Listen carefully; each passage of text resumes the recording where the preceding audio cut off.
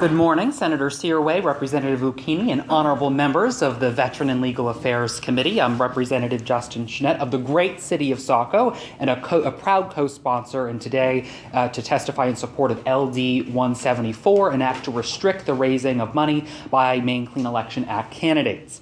On November 5th, 1996, 56% of voters cast their support for creating a public financing option for political candidates, known as the Clean Election System. Maine voters wanted and continue to expect a level of accountability when it comes to their candidates and public officials. The idea of a clean candidate, though, is a misnomer. Right now, you can take taxpayer money to run your campaign, say you're free from special interest groups' influence, while at the same time raising unlimited amounts of money on the side through political action committees.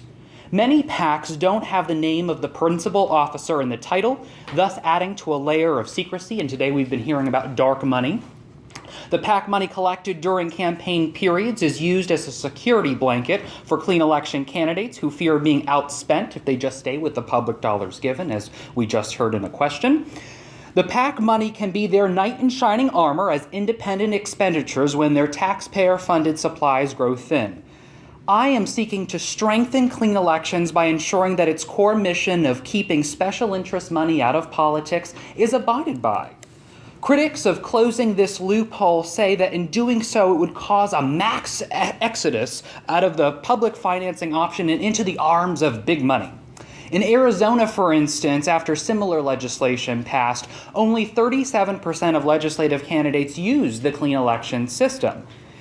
But put the onus on the individual, put the onus on the candidate. We can't force candidates either way to participate or not to participate in clean elections. It's their choice. To me, that 37% that were still left participating in Arizona clearly were the ones who truly believed in the system of getting money out of politics. They didn't want to use a security blanket through special interest group PACs.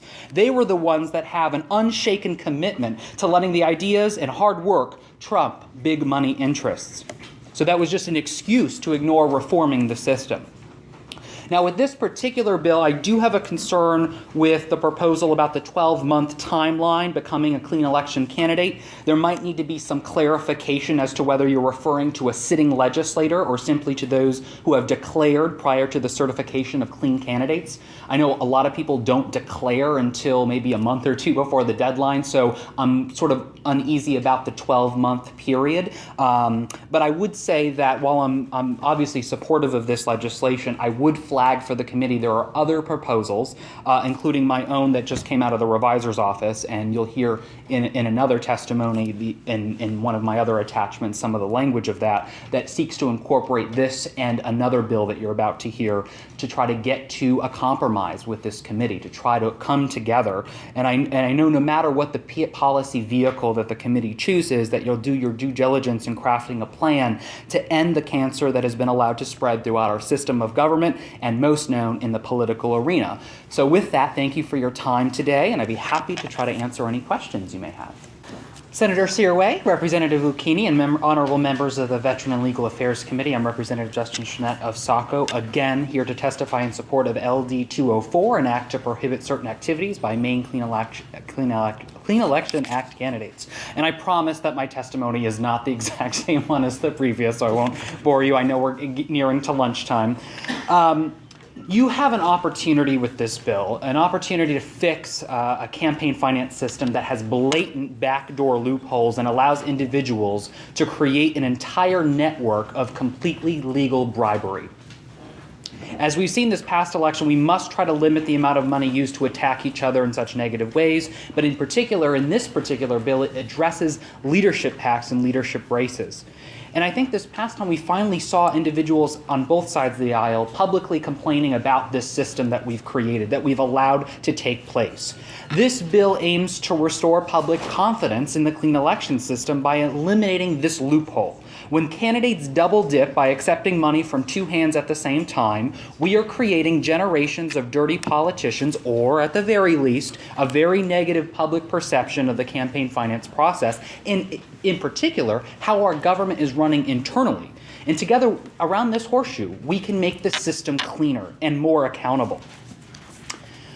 According to the Commission of Governmental Ethics and Election Practices, there is no limitation on the amount of money a contributor may make to a PAC. PACs may also make an unlimited amount of contributions to other PACs and to party committees. This, combined with our clean election system, is a bad combination. It creates a vicious cycle where candidates raise private money for their PACs, funnel that money to party caucus and committee PACs, which then in turn spends that money throughout multiple races by way of independent expenditures, which could include their own race. All the while, the lobbying groups donating to these individual PACs get brownie points with that particular legislator to influence policy opinions, votes, or more importantly, to gain access later in the session, especially with leadership candidates. These legislators on both sides of the aisle also get their gold star by raising a substantial amount of money, somehow showcasing their fiscal feat to their respective caucuses in an attempt to secure leadership positions. And we wonder, for a second, why the public has such an apprehensive view of our political system. There you go. Last time I checked, leadership is defined by ability and ideas, not money. Putting this bill into law will ensure that special interest money does not influence leadership races, or at the very least make it a little bit more difficult to do so. The lobbyist or special interest group with the largest checkbook should not have the greatest access to our leadership up here. It will send a clear message if you pass this bill that the Senate President, Speaker of the House, and the like will not and cannot be bought. And I think we've had a former Senate chair of this very committee run into some issues regarding PAC, so I would really make it clear to the committee to pay attention to that. And obviously, while I support this particular legislation, again, I must flag that there's another proposal that will aim to address both this and the previous bill that I testified to. You will find in your packet that I have provided the language to that bill. In addition, you will see this nice little chart. And while this does not include the most recent election, this is a breakdown of all the candidates for quote-unquote leadership that ran PACs at one point or the other from 2007 to 2012. So these were candidates for leadership that were also clean election candidates. And guess what, folks? They're on both sides of the aisle. Both parties have played the game. We can end it here and now with this bill. So I would please take a look at that. And again, if the committee would like the most recent information on those candidates, I'm sure we could work with the commission to obtain that. So once again, thank you for your time. I'd be happy to answer any questions.